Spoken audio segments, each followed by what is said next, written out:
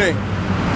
My name is Scott X. Esdale, and I am the state president of the Connecticut NAACP, also the national board member of the NAACP, representing from Delaware to Maine.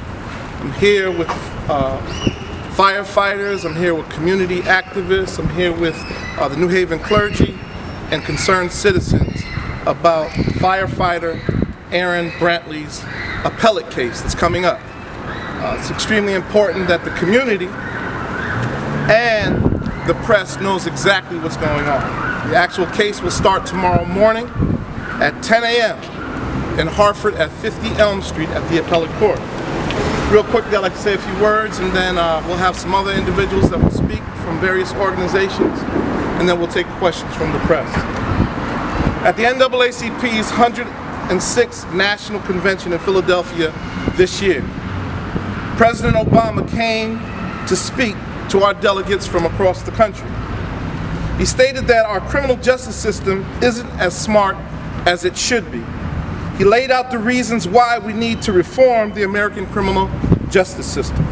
The American President Obama, talked about how this institution is skewed by race and has adverse ripple effects on families and neighborhoods and communities across the nation.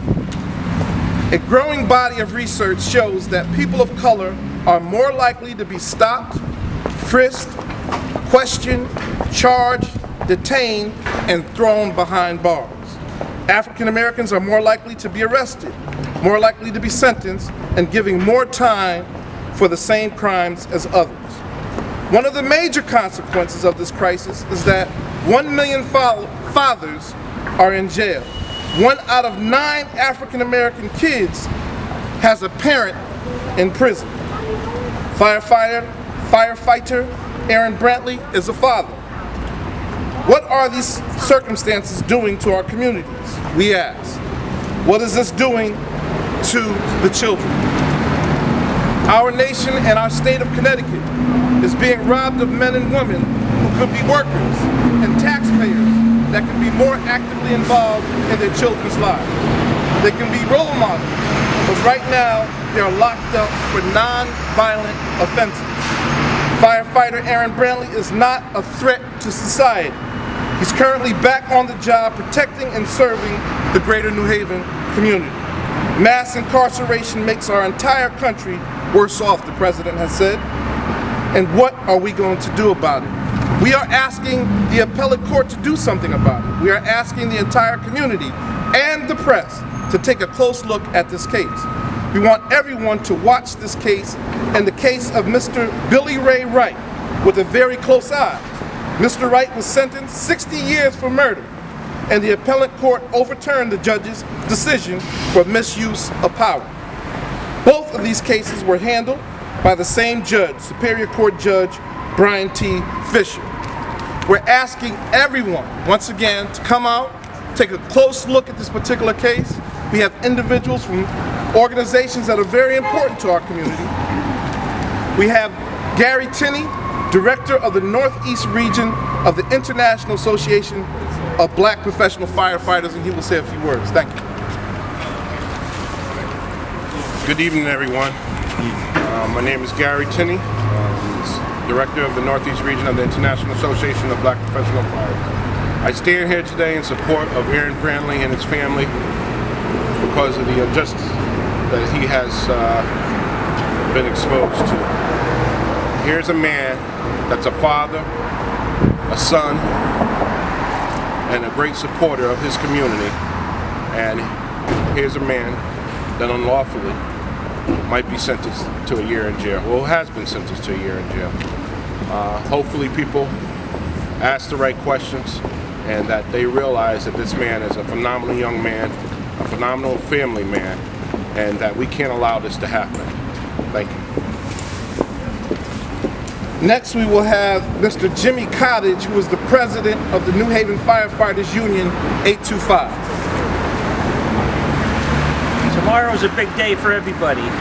Aaron Brantley, I stand next to him. He is an innocent man. There is no credible evidence to convict this man.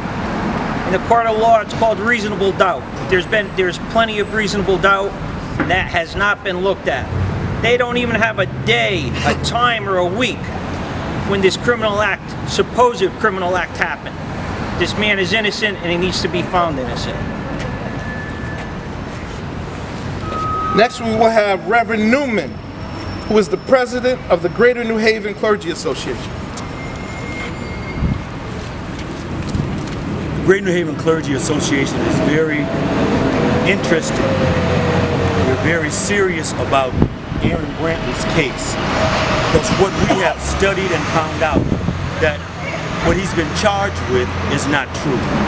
And so we're asking the public, we're asking the community to look into this. We've spoken to some people at the U.S. Attorney's Office, and we're begging them to look into this case, because there's too many injustices that's going on within our city, and people are turning their head. This man is innocent, and we want to prove it by investigating ourselves. We're waiting for the investigation from the city, but they have held it up. Why are you holding up an investigation? Is there too many people involved? Is there too many people that are pointing their finger at this man and he's innocent?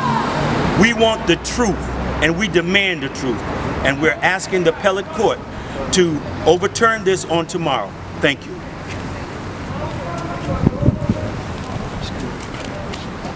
We also have the Greater New Haven NAACP president here, Sister Dory Dumas, to say a few words. On behalf of the Greater New Haven branch, we made a promise over a year ago that we would stand with Aaron, and we are. This man needs justice, and we're demanding justice. We're with you, Aaron.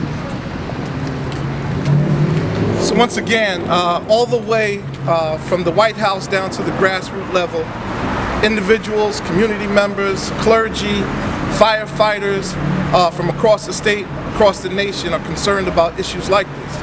And we demand justice. We are open to take any questions from the press if you have any questions for us at this particular time. Where will you folks be tomorrow? Is everyone going up there? Is there going to be representatives from? We will definitely, I mean, this particular case will take some time, so there'll be individuals that will volunteer their time to keep a close eye on this particular case over the time of that we'll be up in Hartford.